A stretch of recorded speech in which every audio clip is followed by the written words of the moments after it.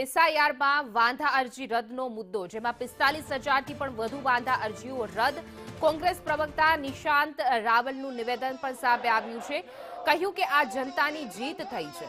સાથે જ કહ્યું કે કોંગ્રેસ ઘણા દિવસથી આંદોલન કરતું હતું. ભાજપે વિપક્ષના મત કાપવા માટે પ્રયાસ કર્યો. ચોક્કસ સમુદાય માટે વાંધા અરજી કરાય. વડોદરા કલેક્ટરની કાર્યવાહી યોગ્ય છે. અન્ય જિલ્લાઓમાં પણ આવું થવું જ જોઈએ, એ પ્રકારે કોંગ્રેસે માંગ કરી છે.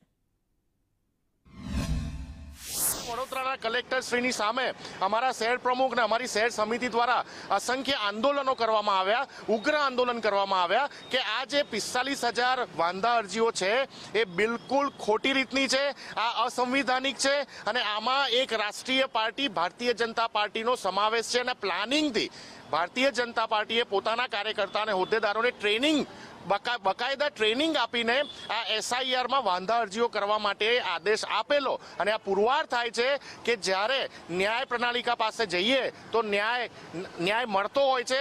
જે વડોદરાના કલેક્ટરશ્રીએ જે કામગીરી કરી છે એમને અમે બિરદાવીએ છીએ.